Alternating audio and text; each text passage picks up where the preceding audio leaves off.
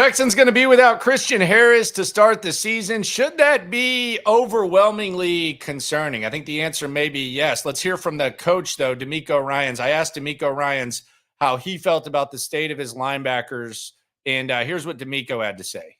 What about your linebacker room? Obviously, you have to fill the void left with Harris out. Oh, yeah, feel good about the linebacker room. Feel good. It's not about, for me, it's never about one position. It's about our defense, collectively, like how do 11 guys fit together. And that's what it's all about. I feel really good about our defense and where we are, pulling for Christian to get back in due time. All right, and I don't blame him for saying that. My thing is this, though. If we take a closer look at the linebacker room, should there be more concern? Because the optimism about the Texans, it's valid. And part of the optimism, I think, was dependent on Christian Harris taking the next step. There's a lot of guys on this roster that you anticipate are going to elevate their play even more than they did last season. Talking about Will Anderson, talking about Derek Stingley, talking about maybe Tank Dell, maybe even CJ Stroud. And Christian Harris is on that list. And he plays a position where you had a key loss in Blake Cashman. You brought in Azeez Al-Shaair. And outside of that, you really didn't do a lot at the linebacker position. Let's take a closer look at the roster just to kind of back this up and clarify. And how concerned are you about Christian Harris? Are you worried about him?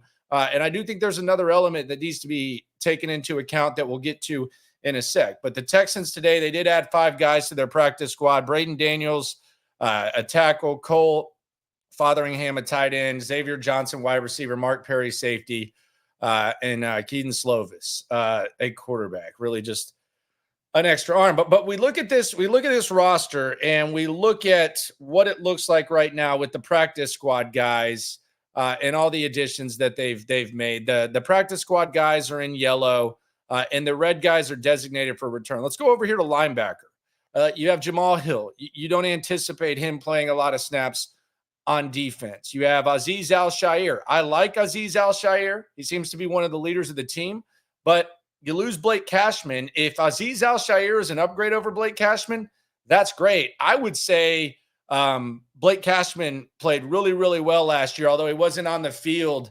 as much as you would like, but it was the most that he's been, and there's a reason that Minnesota paid him. So there's kind of an assumption, there's a disagreement between myself, Cody Stutes, and others at whether or not this is a for sure upgrade. I think at the bare minimum, if Azeez Al-Shaair is a wash of Blake Cashman, I think that's fine. But what does that do when it comes to improving your linebackers from last year to this year, especially with Christian Harris not on the field? Then you have Henry To'oTo'o. We know Henry To'oTo'o has some limitations when it comes to coverage. Hansen, I like him a lot. He can play every linebacker position. Special teamer. We'll see what he does. Neville Hewitt, really, really good special teamer. We don't know how much you really want him on the field on defense. And then you have Phillips, who is, by all accounts, a special teams guy.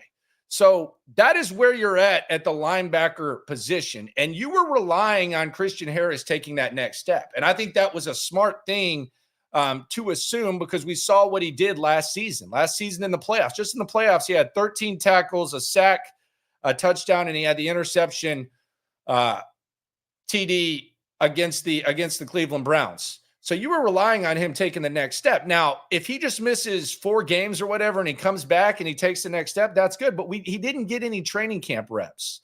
So are we sure that Christian Harris is going to be back and be what we thought he needed to be? And most likely what this team needs him to be if they're going to take that next step. The good news is DeMeco Ryans, he specializes in linebacker development. You also have a lot of talent in front of them. On the D-line, including on the edge. You feel pretty decent about your corners. So that's the good news. Bad news is if this team's going to get where they want to go, I think a lot of people were depending on Christian Harris taking that next step. And you heard DeMeco last year say it was basically his rookie year. He missed 5 games the previous season. Is Christian Harris going to come back and be what we thought he would be, rightfully so, or is he going to be playing some catch-up? How big of a deal is this Christian Harris thing? I think it deserves a little bit of attention. Texans off for the rest of the week. They return to the practice field on Monday. We're a week away from the start of the NFL season. We're 10 days away from the start of the Texans season. It's going to be really, really fun no matter what. DeMeco's got his work cut out for him. think he's up for the task, but I do think this Christian Harris thing is extremely concerning because we were depending on Christian Harris taking that next step. And there is at least healthy skepticism to wonder if he is going to be able to do that or not. Swarm the like button, subscribe, like, ride along. Always remember, when it comes to this Texan stuff, we're all in it together. Thanks for coming through the locker room. Yeah. Yeah. It's the Locker Room on YouTube. You know what it is. Let's get it.